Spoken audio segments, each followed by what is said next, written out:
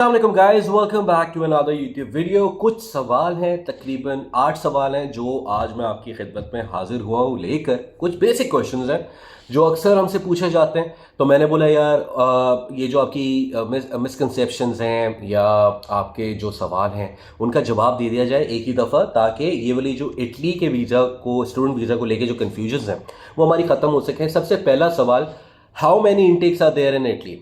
एक इनटेक होता है और वो सेशन जो है वो सितंबर में स्टार्ट हो रहा होता है। कुछ कुछ सितंबर और अक्टूबर में, मोस्टली ज़्यादातर यूनिवर्सिटीज़ के अंदर वो जो सेशन है वो स्टार्ट हो चुका होता है। तो एक ही नॉर्मली जो है वो पब्लिक यूनिवर्सिटी, जो गवर्नमेंट यूनिवर्सिटी है, उसके अंदर एक ही सेशन होता है। ठीक है। The number second question is it easy to get admission in Italian university? It's not that easy. ठीक है, थोड़ा सा काम करना होता है, थोड़ा सा यूनिवर्सिटीज शॉर्टलिस्ट करनी होती हैं। किस तरीके से शॉर्टलिस्ट करनी होती है ये मैं बता देता हूँ कि आपके जो स्पेसिफिक कोर्स है, फॉर एग्जांपल आप बिजनेस किया हुआ है आपने, ठीक है, आपने बीएस किया हुआ है, तो आपको अपने ही रिलेटेड कोर्सेज ढूंढने पड़ते हैं यूनिवर्सिटीज़ में। वो थोड़ी सी मेहनत का काम होता है ऑब्वियसली। तो आपका कोर्स अगर आपका रेलेवेंट डिग्री से मैच करता है तो then you can get an admission. Simple सी बात है।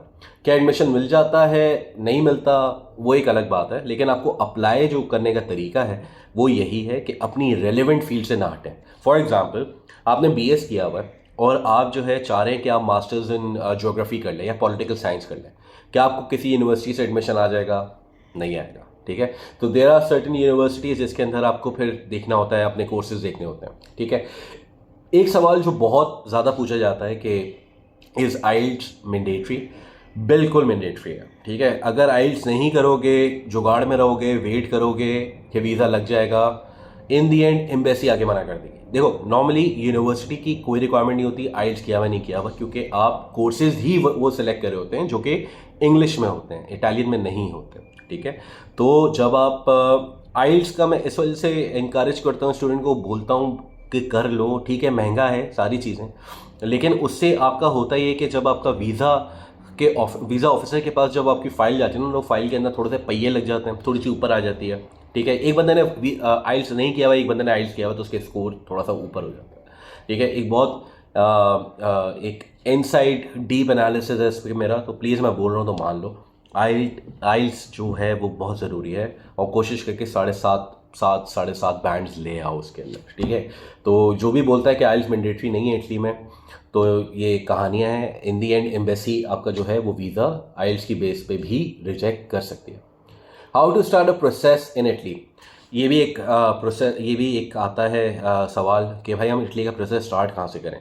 देखो, मैं सबसे ज़्यादा इनकरेज करता हूँ उन बच्चों को जो खुद से अपना प्रोसेस करते हैं। ठीक है। उनकी मर्ज़ी है। If they think that they are not in a position to apply themselves, तो ठीक है, फिर वो किसी के थ्रू वीज़ा अप्लाई कर सकते हैं। ठीक है। लेकिन मैं बोलता यही हूँ कि प्लीज़ यार, आप लोग खुद अपने हाथ से वीज़ा का प्रोसेस स्टार्ट करो। सबसे पहले कोर्स सेलेक्ट करो। यूनिवर्सिटी की वेबसाइट है, उसके ऊपर जाओ, यूनिवर्सिटी नीचे लिखा हुआ आ रहा है। ठीक है। उसकी वेबसाइट पे जाओ, वहाँ पे अपने वो पूरा एक बेसिकली एक पोर्टल है। मेरी भी इस पर एक पुरानी वीडियो है, how to start the process to study in Italy, वो भी आप जाके देख लो। तो उसके अंदर भी इन डेप्थ एनालिसिस में मैंने आपको सारी चीज़ें बताई हैं। ठीक है। How to get scholarship? देखो, जब आपका ये डिपेंड करता है, ये भी एक मिसकंसेप्शन है कि इटली के अंदर भाई अक्सर हमसे के बच्चे बोलते हैं कि we want fully funded scholarship. तो भाई, फुली फंडेड स्कॉलरशिप की कुछ रिक्वायरमेंट्स हैं। असल में वो अमेरिका, कनाडा में फुली फंडेड स्कॉलरशिप्स का नाम सुना हुआ तो ज़बान पे चढ़ा हुआ फुली फंडेड स्कॉलरशिप। हालांकि फुली फंडेड स्कॉलरशिप और regional scholarships are more of one of the, यानी कि एक ही चीज़ है तकरीबन अगर देखा जाए। ठीक है। तो होता ही है कि अगर आप फुली फंडेड स्कॉलरशिप पे नहीं जा रहे हो, ठीक है, और रीजनल स्कॉलरशिप की तरफ जा रहे हो, तो वो भी that makes pretty good amount यार। 7,500 साल का मिल रहा होता है। आप उसके बाद छोटा मोटा काम करके अपने खर्चे निकाल सकते हो। ठीक है। So this is one point कि ये भी एक चीज़ है, इसको भी ट्राई टू अंडरस्टैंड कि रीजनल स्कॉलरशिप्स पे ही, फुली फंडेड स्कॉलरशिप को रीजनल स्कॉलरशिप्स से कंपेयर करना छोड़ दो। दोनों अलग अलग चीज़ें हैं। और फुली फंडेड स्कॉलरशिप्स में द रिक्वायरमेंट्स प्रीटी स्ट्रिक्ट यार। आपकी जीपीए तकरीबन 3.8 अबव होनी चाहिए, आइल्स का स्कोर तकरीबन 8 से ऊपर होना चाहिए।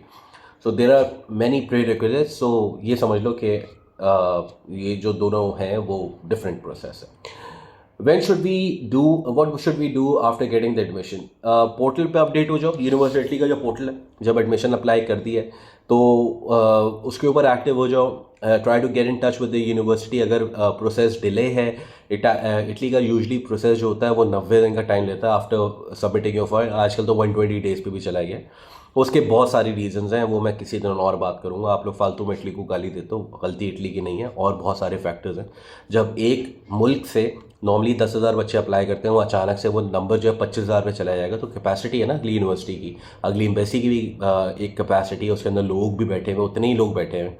अब आपके इस सेशन के लिए तो वो एक्स्ट्रा हायरिंग नहीं कर सकते, but things are in discussion, things will get better eventually. तो गालियाँ वालियाँ मत दो यार प्लीज़, थोड़ा सा वेट करो and gate in touch with the university. और अगर ऑनलाइन कोई स्लॉट अवेलेबल है तो ऑनलाइन स्लॉट पकड़ लो, कि क्लासेस का सेशन सितंबर से स्टार्ट हो रहा है। एक सवाल जो मुझे सबसे ज़्यादा बुरा लगता है ना, what is the visa ratio of Italy? अबे भाई ये क्या सवाल? अगर डॉक्यूमेंट्स प्रॉपर दिख रहे हैं, अगर डॉक्यूमेंट्स सब कुछ ऑन पॉइंट हैं, तो फिर क्यों प्रॉब्लम आएगा यार? फिर तो वीज़ा लगेगा ही लगेगा। असल में मसला आता है कि हम लोग छुपाते हैं, ठीक है, हम लोग ये छुपाते हैं कि हमने ये वाले डॉक्यूमेंट्स दिए थे, मेरी बैंक स्टेटमेंट भी 4-4.5 मिलियन की थी, फिर भी मेरा वीज़ा रिजेक्ट हो गया। तो 4-4.5 मिलियन अगर तुमने एक हफ्ते पहले या 10 दिन पहले रखवाएं, एक महीने पहले रखवाएं, तो तुम्हारा वीज़ा रिजेक्ट ही होगा, ठीक है।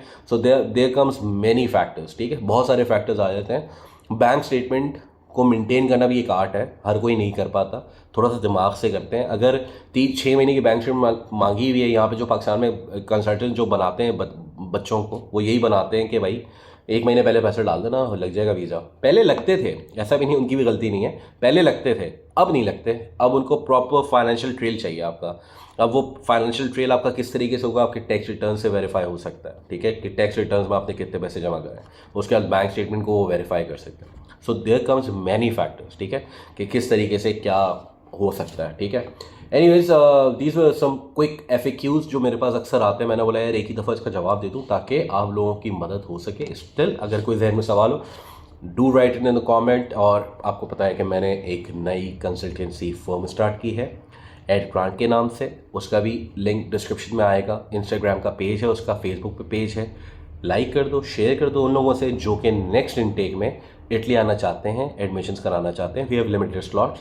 हम लोग तकरीबन 30 अक्टूबर को अपना सेशन क्लोज कर देंगे। जितने बच्चे आए उन्हीं का केसेस होंगे, उसके बाद नहीं करेंगे, because we need proper time to take care of your cases. और हम लोग बल्क में केसेस नहीं लेंगे, कुछ सेलेक्टिव केसेस होंगे जो हम करेंगे। तो if you want to study in Italy through us, if you want to take our advisory, if you want to take our consultancy, तो join us for the Sunday free session which is happening this Sunday, coming Sunday। उस जब तक आप video देख रहे हो शायद फिर लेट हो जाओगे, ठीक है। अपना ख्याल रखिएगा, मिलते हैं नेक्स्ट वीडियो में। चाओ।